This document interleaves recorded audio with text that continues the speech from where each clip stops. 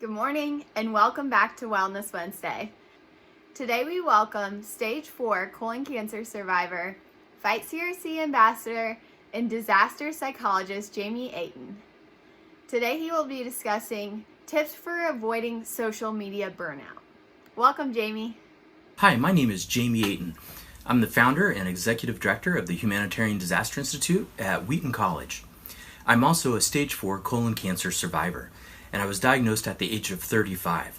And today, what I'm hoping to be able to share with you is how social media and overall media can impact our mental health as colon cancer and colorectal survivors. Overall, social media and online has been one of the few ways that we've been able to connect with one another because of COVID-19.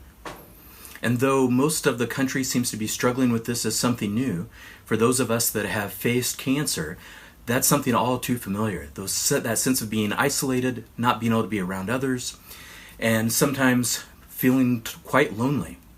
And we're not alone. In fact, research has shown that right now, that more people feel lonely and isolated at higher levels than any other time in recorded history. Even to the point where in the UK, for example, they actually appointed a government employee whose primary role is to help try to foster and overcome struggles for those who have been feeling isolated. So how can social media and overall media be helpful, and how can it also be harmful to us during this time of COVID-19 as cancer survivors? Well, let's dig into that a little bit more.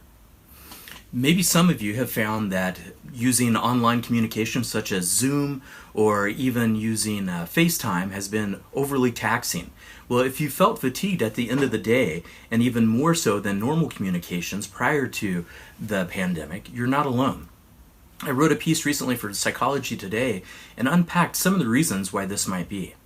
One of those reasons is that when we're on video all the time, it actually takes an additional amount of energy for us to engage with others. So for example, on this video, if you were in person, you might be able to see more of the environment around me. You might be able to pick up on some of my nonverbal cues better. And then even tone of voice sometimes doesn't get fully captured by video. And as a result, we end up working even harder as we listen to others and try to track that conversation. In fact, most of our communication is actually conveyed through nonverbals. So with a limited video screen or visual, it can make it even more challenging to pick up on that. And is one of the reasons why we end up working harder and ultimately end up being more tired at the end of the day.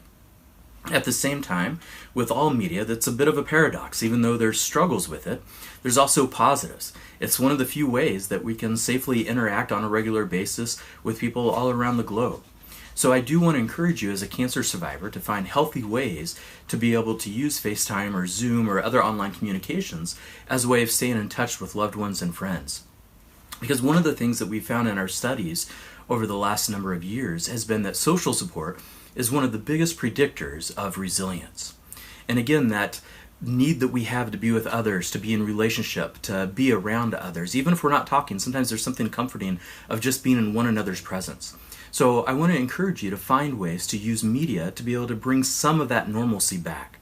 So for instance, if maybe you and one of your friends used to have, before COVID-19 or maybe before cancer, used to have a regular time of getting together for coffee, for example, well, have a cup of coffee with a friend over Zoom and reconnect during that time. So the goal is to find ways to do what you had done prior to COVID-19 and had done prior to cancer during your current time, in the present moment. Another reason why social media or doing Zoom calls, for example, all day can be tiring is that it allows people to see a different part of who we are. Oftentimes our interactions are happening out in the world. Maybe it's at a local coffee shop or it's at school or what have you. But to allow somebody into your home is another level of interpersonal connection. It's more vulnerable. It involves more intimacy. And so for some people, it can be anxiety provoking to have a camera on and for people to be able to see into their homes.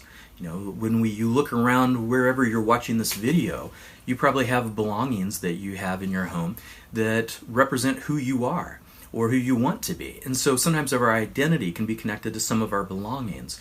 And so if you don't feel comfortable with that, find a way to be able to only show and set aside like maybe part of a room where you do all your recordings so you don't even have to think about it anymore, or so that way you can have your calls there. Now, at the same time that social media can also be very helpful, it can also be challenging. So for example, one of the things that we know is that there's been a number of studies that have shown that the more that we use social media, that it's actually associated with higher levels of things like anxiety and depression. So why is that? Well, it comes down to FOMO, fear of missing out in many ways. It's that constant comparison where we're comparing our lives to someone else's life. But most people, if you look at just through your friends feed on Facebook, for example, or on Twitter, that most people only end up sharing the most positive parts of their day or the most positive parts of their life. And so we end up comparing and seeing that and thinking that life must always look like that for them. And on some level, just to hear myself say that out loud, that almost sounds silly because we would never expect everybody's life to look like a highlight film. But as we're going through our day and mindlessly going through their social media feeds, we internalize that that must be what their life is like and that ours must not be as good as theirs. So if you find yourself constantly comparing, then it might mean that you need to take a break from social media. At the same time, one of the ways that you can overcome some of that is to be choosy of who you actually follow or are connected with through the various social media platforms that you utilize. So as a cancer survivor, compounded by COVID-19 of the additional stress, it's okay to take care of yourself. It's okay to do what you need to do to cope during these difficult times. So if there's people in your newsfeed that aren't healthy or cause you a lot of stress because of the things that they post, then just ignore them for a period of time, or you can hide them on some platforms, or even just stop being connected altogether online. Do what you need to do to take care of yourself and your mental health. Now, at the same time, that as I know I just shared that social media can have a negative impact, as a cancer survivor, I also know that it's sometimes our only lifeline to the outside world, especially true during COVID-19 right now. So how can we make the most use out of it and to have the most positive gain from it? Well, I already shared a couple of ideas, like surrounding ourselves with people that are life-giving and bring us joy and are encouraging in our lives. But another way is to look to some online support groups. So for instance, Inspire or Fight CRC has some specialized groups like around advocacy. Get connected to a trusted group, and ideally one that's moderated, because that's going to help to take care of some of the nonsense that sometimes goes on in different types of online support groups. So going to one that's got a good moderator or that has a very strong established community is going to help you get more connected and get more from it. But remember, what you're going to get out of it also means that you've got to put into it. So the more that you're able to connect and join the lives of others, the more that you're welcoming them into your life and into your experience as well. And then the last thing that I want to end on is talking a bit about overall media. So as you're flipping through on your phone or watching television, that again, it's an important source for us to reach out to news or media to be able to consume information to help us stay informed. But unfortunately, there's a lot of misinformation out there about COVID-19, and as cancer survivors, you know there's a lot of misinformation out there on cancer as well. So make sure that you're spending your time when you are engaging in the news going to trusted and well-informed resources and trusted experts on this field. So I want to encourage you to go to Fight CRC, where you'll find a number of great, vetted, trusted resources that can help you through your journey. And then in terms of COVID-19, one of the places I found to be especially helpful has been John Hopkins' dashboard, where you can get a lot of helpful online information about what's going on in the world today with COVID-19. Also look to your local public health department's websites and news to be able to find more information for what's happening locally. And as you engage with the news, also know that in the same way that sometimes we need to take a break from social media or take a break from Zoom, well, same can be true for our local news as well. And one of the things that I want to encourage you is to pay attention to how you are feeling in terms of your emotions and even physically as you're engaging with the news.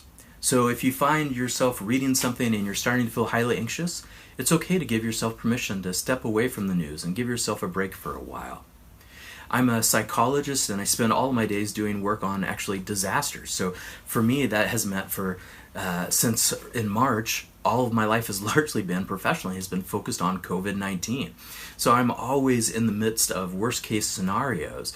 But one of the things that's taught me is that it's important to know what your boundaries are or what your limits are. So on days that I'm flipping through the news, for instance, just the other day, I saw a story where there was an interview that was occurring about colon cancer. And as I was reading it, I found myself feeling anxious. And the reason for that was I'd had a rough day and also was fighting some on long-term chronic symptoms and side effects that I had from my treatments that still sometimes cause me great difficulties. And in that moment, when I caught myself feeling anxious and feeling overwhelmed, I gave myself permission just to skip that story. Now, I did save it so I could go back and read it later, but I went back in a time when I was ready for it, when I could be open to receiving that information in a way that would be helpful and not difficult on me psychologically. So know when you're ready to engage in that type of thing.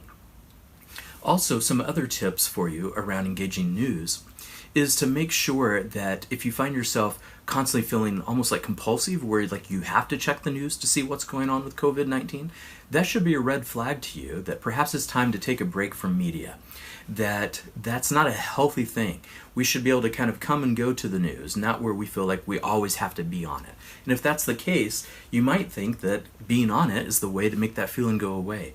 But in fact, what you need most is to set some boundaries and some limits for yourself and to actually pull away for a period of time. And as I conclude, I just want to encourage us, even though technology can be such a great lifeline, that I also want us to not forget that we can still connect with people in person by using safe means. So check with your public health department about the recommendations like wearing masks, socially distancing, and doing what you feel you need to do to stay safe during this time. And I don't know if you know this, but that phone that you're probably watching this video on, the one that you do Zoom calls on, that you text people, that you surf online or watch videos, well, you can also just make old-fashioned phone calls. So if you're feeling tired from all the technology, try to find ways to use technology, but minimizes where maybe you're not using all the bells and whistles. You'll actually find that it's maybe a little bit refreshing. So I just want to say thanks again for giving me this opportunity to share with you today. And as you go forward, social media and technology, it's one of the things that can make our life richer, but if we don't use it well, it can also make our lives more challenging. And as cancer survivors and as people and as a globe right now facing a pandemic, this is a lifeline for us. So please use it wisely. And thanks again. Thank you, Jamie, and thank you all for watching today. We hope you'll join us in 2 weeks for more tips for wellness. Have a great Wednesday.